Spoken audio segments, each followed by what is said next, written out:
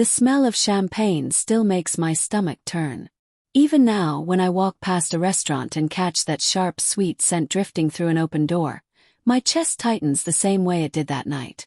I was 32 years old, sitting at a table full of people I had known my entire life, wearing a dress I had worn to a dozen family occasions before. The good china was out. The caterers were moving quietly along the walls. My father was at the head of the table, flushed and happy, the way he always looked when he felt like things were going according to plan. My brother Derek was beside him, laughing at something, already performing the role he had not yet officially been given. I had known for 6 months that this night was coming. I had spent those 6 months getting ready for it in a way that nobody at that table could see. I was not going to cry. I was not going to make a scene. I was going to sit in my chair with my hands completely still and let the evening unfold exactly as my father intended, right up until the moment it could not unfold that way anymore. I picked up my champagne glass and waited. My father's name was Raymond Cross. He had built Cross Property Group from a single rental property 22 years ago into a firm managing assets worth just over $9 million. He was proud of that number. He talked about it at every family gathering, every business dinner, every birthday toast. The birthday dinner was his 64th. 40 guests filled the long dining room of the family home. Cousins, longtime business associates, family friends who had watched Derek and me grow up. The catering team moved quietly along the walls. Someone had brought flowers in the exact shade of yellow my father liked. The table looked the way it always looked when my father wanted to make an impression. Controlled, warm, and slightly too perfect to be comfortable. Derek sat to my father's right, jacket pressed, hair neat. His entire body language already broadcasting the version of the evening that had not yet been announced out loud. He kept catching eyes with people and giving small, significant nods. He had known what tonight was about long before I overheard that phone call. I had known for 6 months too. The difference between us was what we had each done with that knowledge. I want to tell you about the 8 years before that dinner, because none of what happened that night makes sense without them. I joined Cross Property Group at 24, right after finishing my business degree. My father asked me to come on board to help manage day-to-day operations while he focused on growth. I said yes without hesitating. For the first 2 years, I handled tenant communications, maintenance scheduling, and accounts receivable. By year 3, I was managing all 17 properties in the portfolio. By year 5, I had restructured the contractor relationships, reduced operating costs by 22%, and renegotiated 3 of our largest commercial leases at significantly better terms. In year 6, I sourced, negotiated, and closed the firm's most significant acquisition, a commercial portfolio worth $4.2 million. I structured the deal myself. My name was on the purchase agreement as operating director. I was not given a bonus. I was not given a title change. I was thanked at dinner and told the business was in good hands. I went back to work the following Monday at 6 in the morning, the same as every other Monday, and I did not say a single word about any of it. Derek joined the business 14 months before the birthday dinner. He was 28 and had spent the previous years doing things that sounded impressive in conversation but produced no real results. A startup that never launched, a sales role he left after 7 months, a property course he completed but never used. When he came to Cross Property Group, my father created a role for him called Business Development Associate. In 14 months, Derek attended 31 meetings. He contributed to 2 deals, both sourced and structured by me before he arrived. He had a company credit card, a company car, and an office next to my father's. He called clients by their first names after meeting them once. He used words like vision and legacy in sentences that had no actual plan behind them. He was charming, and clients liked him, and my father looked at him across the conference table with an expression I had never once seen directed at me. I noticed all of it. I filed all of it away. I kept showing up at 6 in the morning and doing the work that kept the firm running, because that was who I was, and I did not yet fully understand how much that quiet loyalty was costing me. 6 months before the birthday dinner, I stayed late in the office to finish a lease renewal. It was a Thursday evening and the building was quiet. I was walking toward the kitchen when I heard my father's voice coming through his slightly open office door. His tone was relaxed, the way it was when speaking to someone he trusted completely.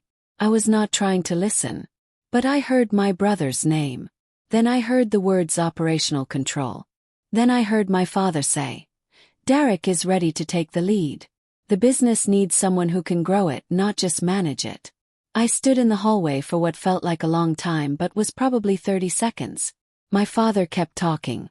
He used the word legacy twice. He said, "Vivian has done good work, but this has always been about succession." I did not move or make a sound. When the call ended and I heard his chair shift, I walked back to my desk, sat down, and stared at my screen for several minutes. Then I took out my phone and sent a message to my personal attorney. I needed an appointment as soon as possible. I had a question about property law and co-director agreements, and I needed someone I trusted to answer it carefully and completely. My attorney's name was Paula Mensah.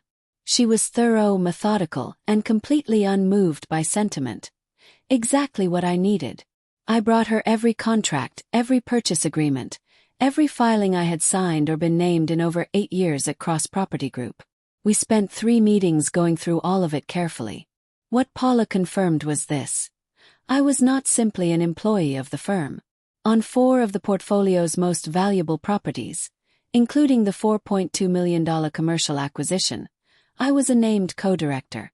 Those designations had been included in the original deal structures at the insistence of external financiers, who required a named operating party with real accountability. My father had agreed to them without fully understanding what they meant for succession. Paula was direct. She said, "Your father cannot transfer operational control of those 4 assets without your formal agreement." Then she said there was something else I needed to check. She slid a document across the desk, the original founding papers for Cross Property Group, pulled from the corporate registry. She pointed to a clause near the bottom of page 3. I read it twice. Then I picked up my phone and called my Aunt Cecile. Aunt Cecile was my father's older sister, 70 years old, never married, and the sharpest person in every room she entered while letting others believe otherwise. 22 years ago, when my father was setting up the firm with almost nothing, Cecile had lent him $40,000 and co-signed the founding documents as a condition of that loan. When he paid her back 3 years later, he never revisited those documents. The clause Paula had found was in Section 7, Paragraph 3. It said, "Any transfer of operational control of Cross Property Group requires the unanimous written consent of all founding members and all named directors of the firm's primary assets." Cecile was a founding member. I was a named director on 4 primary assets. Neither of us had been asked to sign anything. I drove to Cecile's house on a Saturday afternoon and sat at her kitchen table with a copy of the documents. She read the clause without changing her expression. Then she looked at me and said, "I have been waiting for you to come to me for 2 years. What took you so long?" I told her I had needed to be sure first. She nodded, poured us both tea, and we talked for 3 hours about what needed to happen next. After my conversation with Cecile, I made a deliberate decision. I was not going to confront my father. I was not going to warn Derek.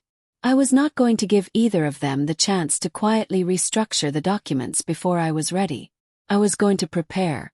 Over the next 3 months, I worked with Paula to compile a single organized folder. It contained the original founding documents with Section 7 highlighted. It contained the co-director agreements on all 4 assets with my name clearly visible. It contained a plain-language legal summary explaining exactly what those documents meant for any transfer of control. And it contained one additional item, a letter addressed to Mr. Baxter, my father's attorney, outlining the legal position and requesting he review it before executing any transfer documents. I did not send that letter until the day of the birthday dinner. I sent it at 4 in the afternoon, 6 hours before my father stood up at the table. I arrived at the family home at 5:30, helped arrange the centerpieces, greeted relatives as they arrived, and took my seat. My folder was in my bag. I had told no one except Cecile and Paula what I had prepared. I watched Mr. Baxter arrive at 6:45. He had been my father's attorney for 15 years, careful and precise, always wearing the same style of dark suit, never arriving anywhere without having read everything in advance. My father had invited him tonight specifically to formalize the announcement. There would be paperwork and signatures. The evening was designed to be celebration and legal occasion at once. Mr. Baxter took his seat 3 chairs from the head of the table. He accepted water, declined champagne, and placed his phone face up beside his plate. I watched him check it twice in the first 20 minutes. On the third check, his expression changed. A slight tightening around the eyes, a brief pause before he set the phone back down. I knew exactly what he had just read. I looked back at my own plate and took one slow breath. My hands were still. Down the table, Derek was making a joke and the people around him were laughing. My father was smiling at his son with the uncomplicated warmth of a man who believed the evening was entirely in his control. He had no idea his attorney had just read something that quietly changed the shape of everything. My father tapped his glass at 8 o'clock. 40 people turned toward the head of the table. He stood with the ease of someone who had given speeches his whole life and enjoyed doing so. He talked about the 22 years it took to build the business, the properties, the growth, the vision he had carried from the beginning. He used the word legacy 3 times in the first 2 minutes. His voice was warm and the room was warm and people nodded along comfortably. I sat with my hands flat on the table, posture straight, face holding the calm attentive expression I had worn to 100 business meetings over 8 years. My father talked about family succession, about responsibility, about carrying something forward the right way. He said the future of Cross Property Group needed to be in the right hands.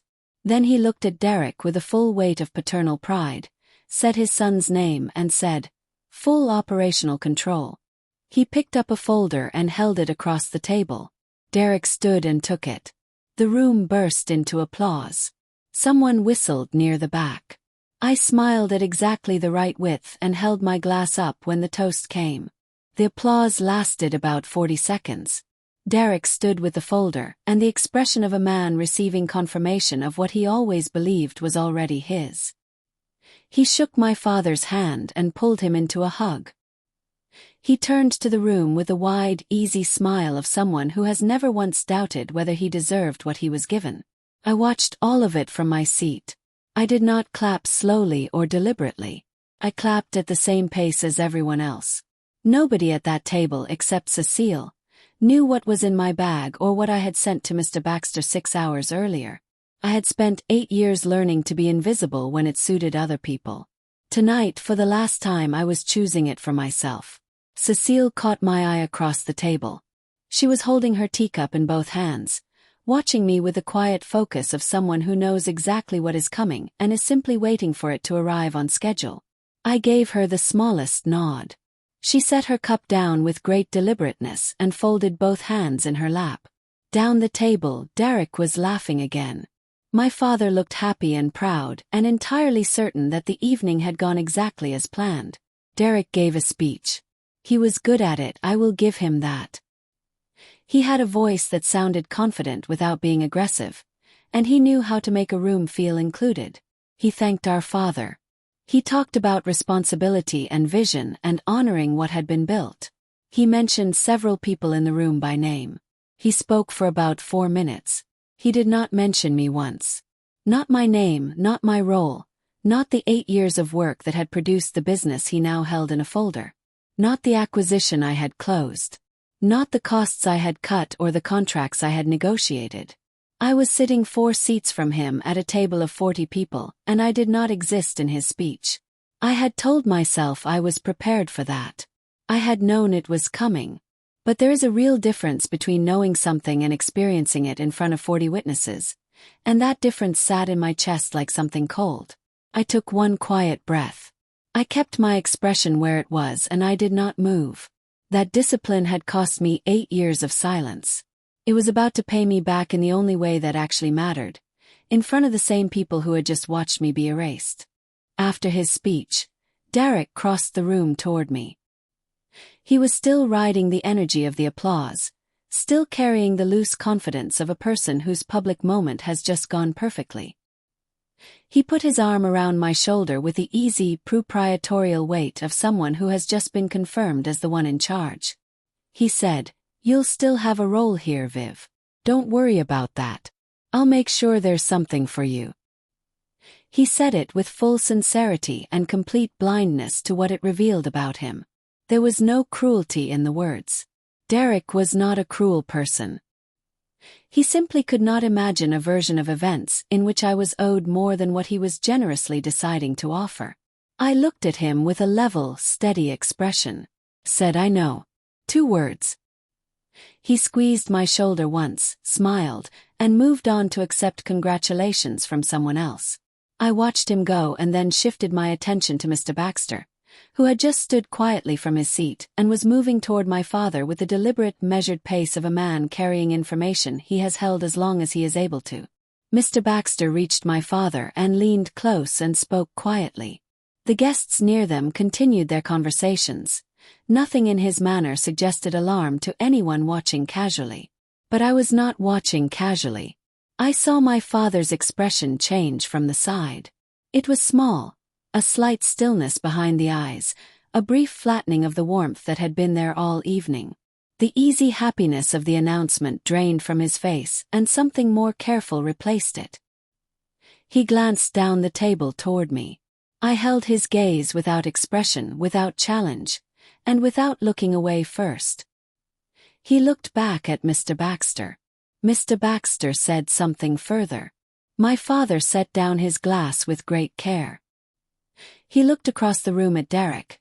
Derek, who was still accepting congratulations with no idea the shape of the evening had just shifted. Then my father looked at me again and tilted his head slightly toward the hallway door.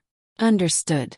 I set my napkin on the table, pushed my chair back quietly and stood. We stood in the hallway. It was the same hallway where I had stood 6 months before and heard my future being arranged through a partly open door. The sounds from the dining room were muffled but present. I could hear Derek's voice, still carrying the warmth of the applause. My father stood with his hands at his sides and looked at me with an expression I had never seen on him before. Not anger. Not embarrassment. Something more like the look of a person who has just realized they made a decision using an incomplete picture, and the part they were missing has just arrived. He asked me quietly if I knew about the founding clause. Told him yes. He asked when I had found out. 3 months ago, I said. He was quiet. Then he asked why I had not told him. I looked at him in the dim hallway before I answered. Through the closed door I could hear someone laugh at something Derek said. I said, "I wanted to see how you would choose to do this, Dad." He did not respond right away. He looked at the floor. I stood where I was and let the silence stay between us. I did not fill it. I had filled enough silences that were never mine. My father was quiet for close to a full minute. I did not speak. I had spent 8 years filling silences that were never mine to carry, smoothing over pauses in meetings, making things easier for everyone around me in ways nobody had noticed or acknowledged. I was finished with that particular habit. I let the silence stay. My father looked at his hands. Then he looked up at me. He said he had not known about my co-director status on those 4 assets. He said he had believed the transfer was straightforward.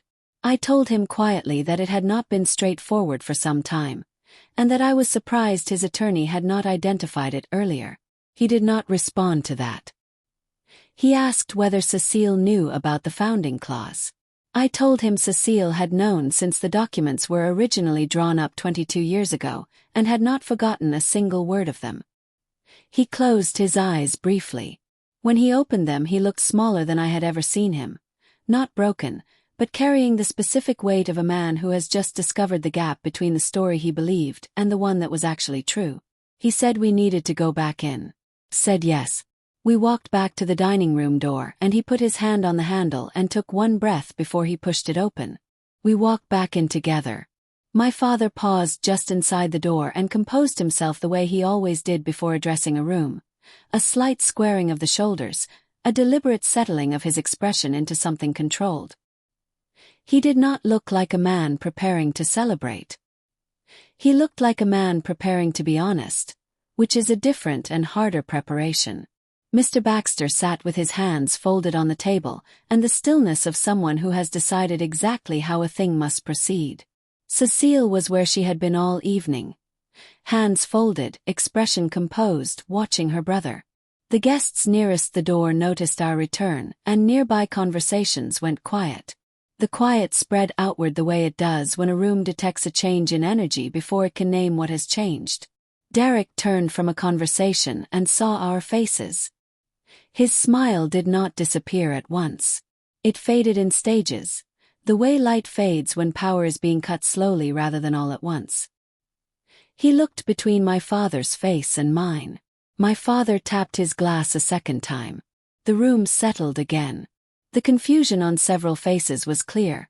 The evening had already reached its announced climax, and a second call to attention was not part of anyone's expectation. Derek moved back toward the head of the table with uncertain anticipation, still holding the folder. My father waited until the room was completely quiet. Then he spoke in a voice lower and more careful than his first speech, the warmth replaced by something measured and deliberate. He said he needed to share additional information regarding the transfer of operational control. He said that in reviewing the founding documents and the existing co-director agreements on the firm's primary assets, it had become clear that the transfer as announced could not be legally completed as described that evening.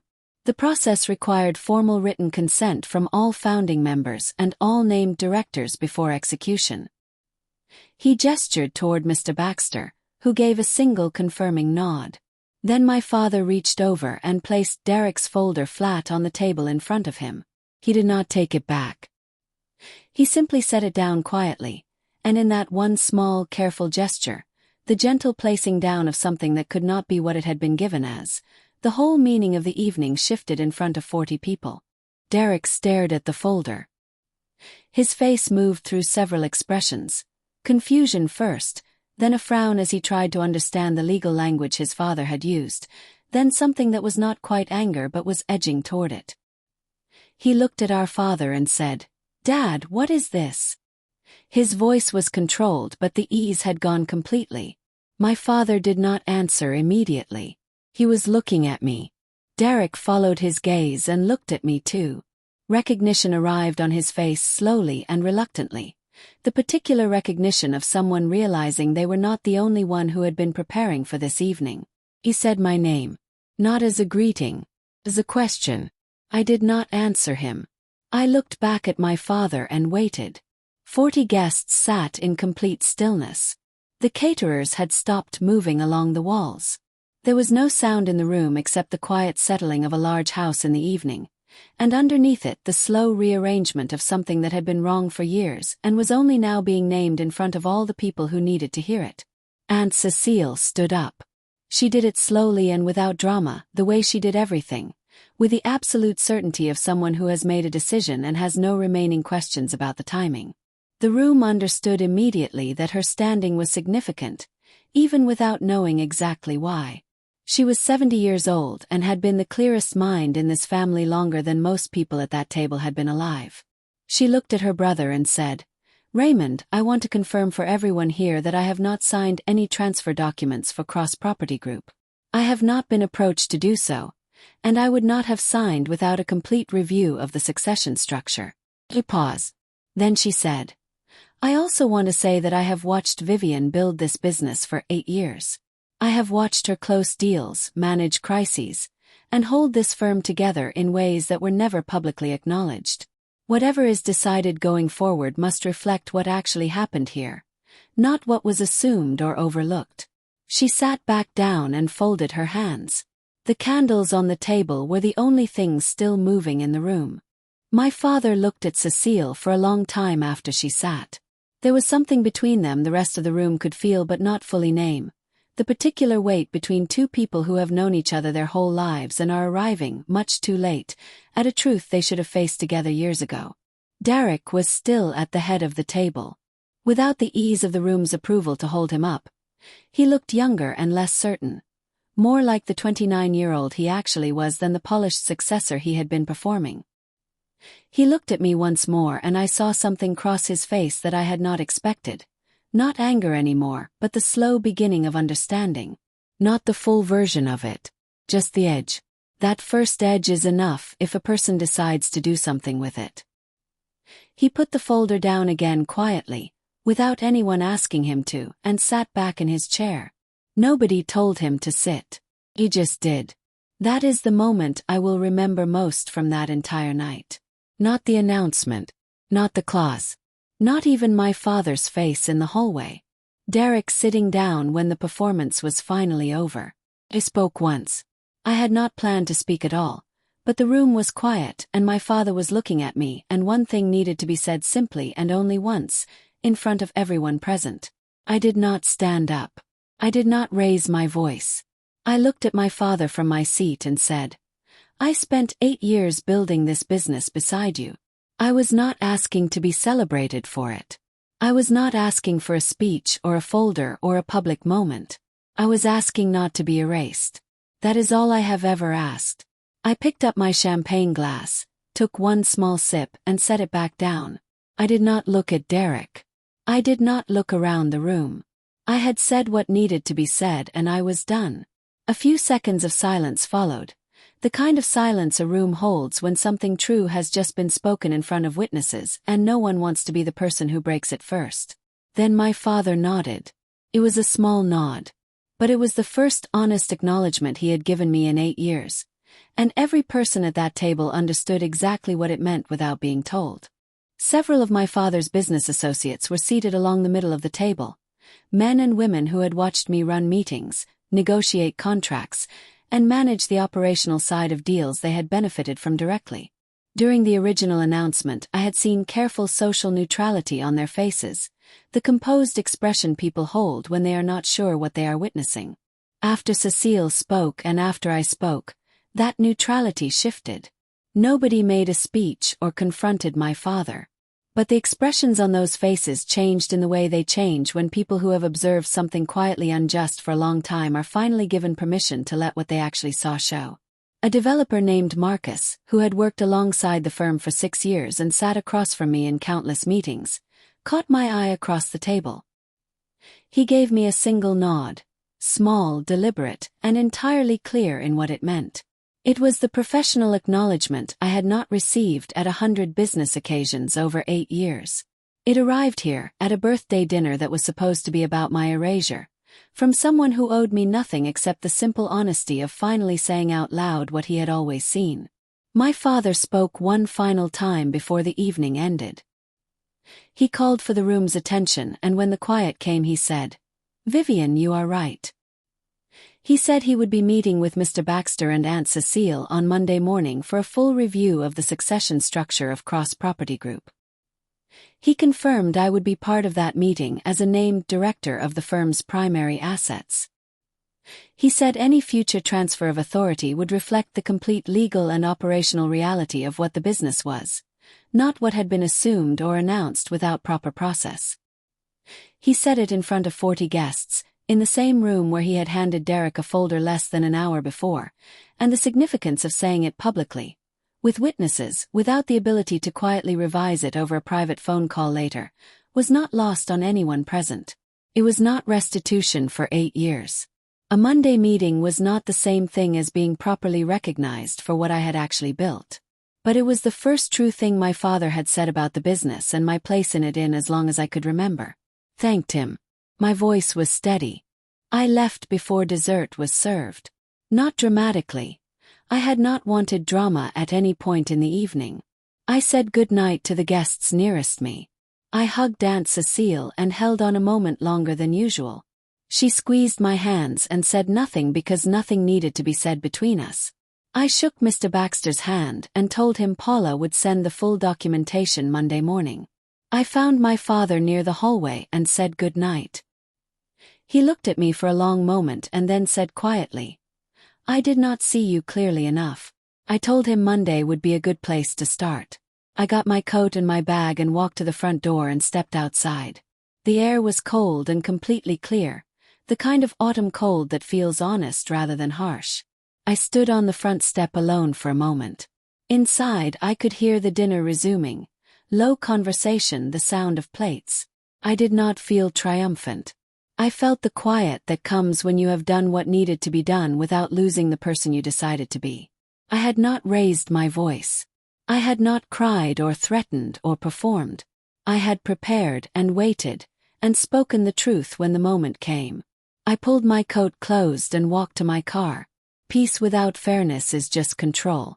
I stopped keeping the peace the night I decided my silence had cost enough.